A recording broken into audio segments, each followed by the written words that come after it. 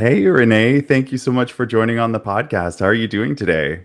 Thank you so much for having me. I really appreciate it. I love the podcast name. I'm so excited to chat with you. I love that you speak to other entrepreneurs. I'm here, ready. Yes, and I'm very excited because when your team reached out, I actually didn't realize I've been a follower of yours. I didn't realize you were a queer woman. So I'm very excited that we get to have this conversation because it's a really important one to have and, let everybody know. So are you ready to jump in? I am so ready to jump in. Okay, cool. So first I want to kind of start off with like what led you from wine importing to then launching Wine by Renee, and what challenges did you face as a queer woman in and Mhm. having that voice in the wine media sector? Yeah, it's so funny because I started getting into wine overall because I wasn't able to use my degree from university. My degree's in environmental policy and urban development, but we all remember that Stephen Harper didn't like the environment all that much, right? So I was essentially a useless person when I exited university, and when I started to get into importing, I literally started it by just asking for more shifts at a restaurant, ended up being told to learn the wine list, and then kind of falling in love with this like really unique agricultural resource, and then got into importing by going to a winery in Prosecco region in Italy and just working there. The job I got by just giving someone my resume and hoping it would work out. So I just started importing their wine. I'd say like in terms of transitioning from this business to the media business, that was actually easier and filled with less discrimination. It was more so on the importing side of things. And I have a specific little story that always reminds me of where the world is and what's happening within the world. You always think, as someone who kind of quote unquote is very passing, I don't necessarily feel the intensity of things all the time, but I do feel that intensity whenever I'm very honest about my life, which I continually am. So when I wasn't importing, I had one of my suppliers come into town in Toronto, and none of my business partners were able to meet for dinner. And the supplier was supposed to come in like a day later, but they were early. Something happened with their flights, and I was like, "Oh, I'm out for dinner with my partner this evening." At the time, I had just been dating someone that was different than my current life partner, and we were just like out for dinner, and I didn't want him to be alone. So I was like, you can come and join us. Don't worry, like come and join us. We're going to an Italian restaurant. It was an Italian supplier. I'm like, you'll love it. Your wine is there. I've already sold it to them. Just come and join us for dinner. He gets there. We have this whole night together. Nothing seems wrong. It's me, my girlfriend, and this guy. And then he goes to my other two business partners and tells them how appalled he was that I was there with my girlfriend and that this wasn't the values that they wanted within their importer to work with. And like I am Italian. My parents are from Italy. They immigrated here. I know how Roman Catholic it is, and I get that that's the values that they're talking about. But I was just like so appalled. And my business partners, who are no longer my business partners, I exited. This was like one of the things on many that was like, no, no, I can't work with you people anymore. They didn't even defend me. Uh-uh, you gone, you cut, girl. Get I out here. know. It was nuts. Yeah, no, I don't have any time for people who do, if people I want to be that person that when I'm not in the room and my name is in their mouth, it's because they are saying good things about me. And if you are not that person and it gets back to me, you are cut. Ain't got no time. We are at that age where Mhm. we ain't got no time for that. The funny thing is, like, he wouldn't have, we would have gone like a lot longer, and I'm sure it would have come up in the future, but he wouldn't have said anything if everything remained exactly the same as it was. And they were fine working with me up until then. And all the submissions through the LCBO were going correctly, and all the sales were going really great, and they were very happy. If things didn't change, I probably would have been in that business longer. So maybe it's like a blessing in disguise sort of thing. But yeah, it's kind of I crazy. I was just gonna say that I'm always one of those. I believe that things happen for a reason and that you might not recognize it in the moment, but hindsight is 2020. And looking back, you can always go, oh, I see why that happened, or oh, I get why that happened. And that always helps me when we're in those moments of like, this sucks, to be like, okay, but it might not suck later. You're an eternal optimist, like I am. I'm always on the optimistic side of like Yeah, maybe it's this thing, not this other awful thing that I could easily yeah. just think about. 100%. Okay, so AI is obviously exploding all over the world, and it's like the new talk of the town. And it is going to be revolutionary at some point. We're still in the early stages, but it's really already starting to change our lives. With Mhm. AI changing how people explore wine, how do you see wine communicators evolving with the tool? Yeah, so I'm gonna just back up a little bit. When I started doing this wine and beverage media companies, that's what Wine by Renee is. It's a wine and beverage and food media company. We create campaigns for clients that range from like the local to the national across Canada with like TV, publications, new media, including like social media and video and all of that. So what when I started that, it was during the pandemic and it was already changing. There was already like a lot of change happening in terms of what does this new version of like wine conversation look like overall? Because the wine world is basically split now into two versions of communication. You have this very like old guard communication where it's stuffy and they're totally fine with writing a tear down article and just being very old white dude with a pen. You could say it. We're safe here. You could say it. And there are a lot of people on the other side of that, mainly women, mainly people of color, mainly other queer professionals within the space that are kind of not finding their niche in that like original sphere. And it was already changing during the pandemic to be a little bit more democratized. Now, for me, when it comes to I think, again, I'm an internal optimist. I do see the benefit of it in so many ways. I think there is a lot of people get hyper about all the bad things of it, but I think about it from an entrepreneurial perspective. This thing can edit every single one of my emails. This thing can find SEO words for my articles. Now I don't need to do it. This thing can research the best hashtags for me. This thing can go through my article and reformat it so it's more readable. All of my content is still there. All of my work is still there. It's just, it's helping me take that extra bit of time off my plate so that I can actually accomplish more faster and get into other goals. So I think like the people that are using it correctly and they're seeing the value of it, they're seeing how much it can like open up their time and space and sphere. And as an entrepreneur, that's like the most important thing to me. Yeah, I 100% agree. It's when using AI, it's a way to help amplify your voice and, Mhm. get rid of a lot of that tedious work that as solo entrepreneurs, it can be like a fire hose going off and you're just trying to drink all of the water and you're like, okay, how do I do all of this? And it sounds like AI really just helps you amplify that and helps you stay inspired instead of burning out.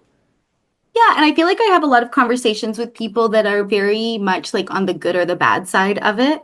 And the people that I see that are using it correct, they're not necessarily afraid. I have to underscore with all of this, there is no original thought in AI whatsoever. There is no original thought. It cannot make an article that's good enough that a wine professional would be fooled. It's not possible. Um, there is just so much advantage to these things that you're able to do without having to pay a cent for it, or also to be like, okay, listen, I can bring somebody on in this other capacity instead of in like multiple roles and spending so much time. So everybody that's leaning into it is leaning into it in this like really big understanding way. And I find that everyone that's leaning out of it is very fear-mongery and just scared without knowing and also refusing to learn. hmm So you were talking a little bit about how during the pandemic, it was opening up new spaces for, different voices, which honestly, we need to get rid of the gatekeepers because that's what's been holding the world back. We would be so much more advanced if all the gatekeepers would just like chill out and everybody would have equal opportunity. So when you were doing that, what did building that personal brand in wine look like for you on your journey in this new era, in this new kind of, different path than traditional path? Hmm. For me, I didn't necessarily think about that right away because before the pandemic happened, like a year before in 2019, I exited my importing agency. And at the same time as running the importing agency, I was also not only like having this business with other people, I also had a business that was just for myself. It was a sommelier consulting service that was useful for restaurants who didn't necessarily need a sommelier, and I would come in, change their menu 1 to 2 to 3 times a year, train their staff. I was also doing on-floor work, and when the pandemic happened, that entire version of the business, which was also called Wine by Renee, I just shifted everything over, crashed. It just crashed because I was useless. My number one concern was um, who's going to pay me? What am I going to do next? All this stuff like that.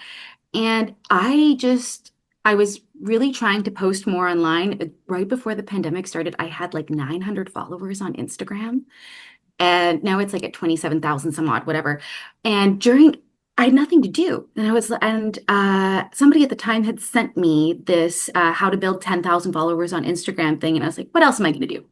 I don't have any money. I got served. My landlord's really nice. I have nothing else to do. I'm in my house with my phone. I have wine and I can't talk to anyone.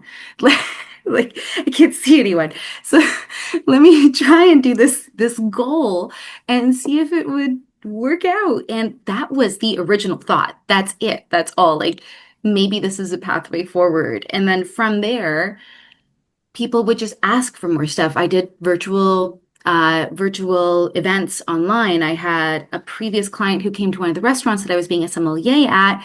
They brought me on as the wine expert on Cityline. And then somebody who also knew me asked me to start writing articles in their magazine. And it kind of just like snowballed really easily from there. And then from that point, once I had these people asking me these questions, I was like, okay, there's clearly some value here in terms of how I talk about wine and how I try to, with my words and how I talk, I try to democratize the space because at the end of the day, wine is alcohol. You can be really academic about it, but it also gets you drunk. So there's a humor in that. And for me, it was like, this is the way for me to brand it and to move forward. But that was never the first thought, hilariously. Okay, so then how going down that journey of like building the business side, but then also needing to create partnerships, how did you juggle that creativity side and that storytelling side with the business side of content and partnerships to make sure that it was like cohesive on all sides? Yeah, this is something that I still do today in the company. It's just, I find that a lot of people are simply just doing their jobs.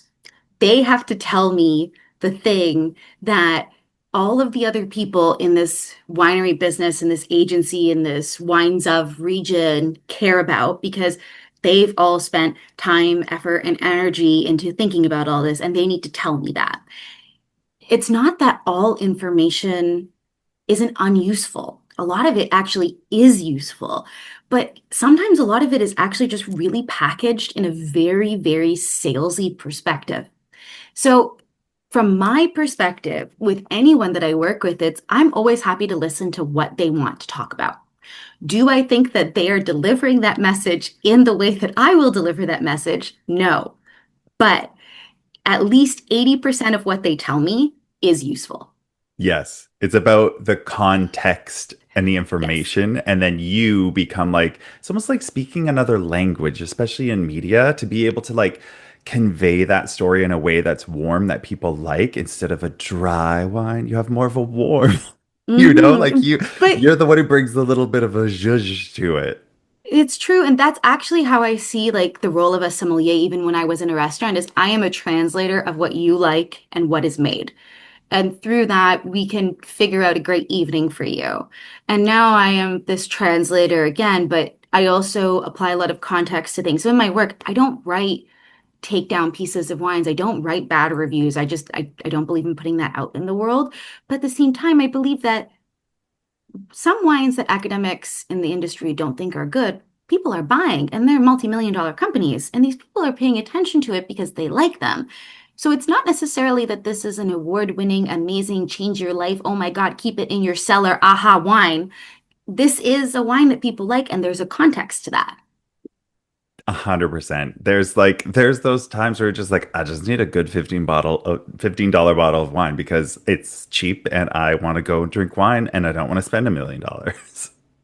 No, it's true, and especially since we're in Pride Month, like one of the biggest kind of controversial points is that Barefoot has a Pride wine that is out. I think that there is a time and place for Barefoot. Would I be giving it like a top score for representing the region that it comes from? Not necessarily. However, I do think that it is a valid, useful, fun party wine that can go into a spritz or have a bunch of orange juice thrown into it. Exactly. 100. I'm like nodding my head to those listening. 100% because like that was one of my good default wines that I always knew I was gonna like. It had a good Hmm. flavor, and I was like, this is gonna Hmm. be perfect. I could spritz it up, I could dress it down, like it does all the things. Exactly. Um, Okay, so we're coming close to wrapping things up here. So I kind of have one larger kind of last Yeah. question. So for all the listeners out there, if someone wants to turn their obsession into a brand, and that is the world we are living in right now, so many kids are like, I want to be a YouTube star, TikToker, or this or that. What's one rule that you swear by, and what's one that you think they should break? Hmm. When this was always a rule of mine forever, because when I exited university, there was this whole thing of doing free internships. And this is kind of moved into the rest of my life. You should get paid for the work that you do. However, you should create 20% of your life that has charity in it. And you should choose specifically what you want to do. Because you should have moments where you're like, I want to be able to comment about this. It doesn't matter if somebody pays me. I will still do the level of work that I would do for a paying customer for this. The other thing too is if you have a paying customer that keeps coming back over and over and over again and they ask you for a favor, just do it. They keep coming back, they keep being kind to you. You would not have that money without them. Make sure that if they forget something or ask you to pick something up, just say yes. If you can do it, just say yes and just do it for them and never make them feel bad and they will continue to come back and be a customer. The last thing I'd say is do not get stuck on your original ideas. If they're not working and they're not selling, there's a reason for that. It's not going to get better just because you figure out a different way to market it. No one's buying it because no one's buying it. So let it go. Do the things that are working, and down the path, you'll have more options available to your clients because you took that pathway. 100% couldn't agree more. As an entrepreneur, you need to learn how to pivot because if you get stuck somewhere, you could be going down that path for a long time and spend a Oh, lot of yeah. money and get nothing from it. So, those Hmm. are all really great tips. Renee, this has been a fantastic conversation. I love you. I love talking to you. You're a great person. Where can folks find out more, connect with you, all that jazz? So people can connect with me at Why by Renee on Instagram. That is like the hub for everything. You'll find my website, all other socials and everything like that will be on there. And send me a DM, drop me a line, comment on a post. Always happy to chat. Perfect. Amazing. I'll make sure to have all of that in the show notes. Thank you so much, Renee. You have a happy, happy Pride this season. Thank you, you too.